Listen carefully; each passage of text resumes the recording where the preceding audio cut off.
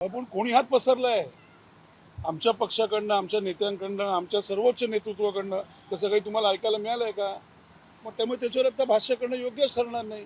आमच्याकरता राजसाहेब ठाकरे जो निर्णय घेतील त्यावर उत्तमरित्या काम करणं हेच आहे काय.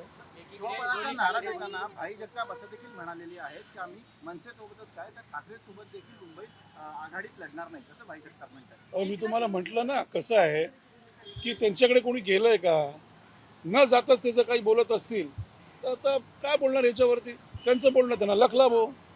तब्बल 12,500 पुरुषांनी लाडकी बहीण योजनेचा लाभ घेतलेला आहे, त्यामुळे सरकार त्यांच्यावरती काय कारवाई करणार याकडे सगळ्यांचं लक्ष, म्हणजे दंडात्मक कारवाई करणार त्यांच्याकडनं. बघूया सरकार काय करतं. निवडणुकीच्या तोंडावरती कुठलेही प्रॉपर निकष न लावता ही योजना जाहीर केली होती. त्यातनं अनेक लाखोंच्या संख्येने लाडक्या बहिणी सुद्धा मला वाटतं त्यातनं अपात्र ठरलेल्या आहेत आणि आता त्यात लाडके भाऊ पण आलेत म्हणजे लाडक्या बहिणींमध्ये. आता सरकारने आता तरी बघावं.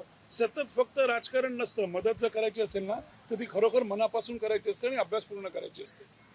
Thank you sir. वारंवार आपण बघतोय की काँग्रेसकडून एक वेगळीच भूमिका घेतली जाते. आता ठाकरे आणि मनसेच्या युतीची चर्चा जोरात आहे आणि अशा वेळेला स्वबळाचा नारा देणं जेव्हा की ठाकरे आणि काँग्रेस हे महाविकास आघाडीमध्ये एकत्र आहेत, तर हे कितपत योग्य वाटतं? याच्यावर मनसेने काय बोलावं. भूमिका घेते काँग्रेस, त्यामुळे ते प्रश्न काँग्रेसवाल्यांना विचारा. आम्ही एवढंच सांगू, आमच्या पक्षाकडनं कोणीही नेता, कोणी जबाबदार पदाधिकारी किंवा आमचं सर्वोच्च नेतृत्व राजसाहेब ठाकरे हे कधी त्यांच्याकडे गेले होते का?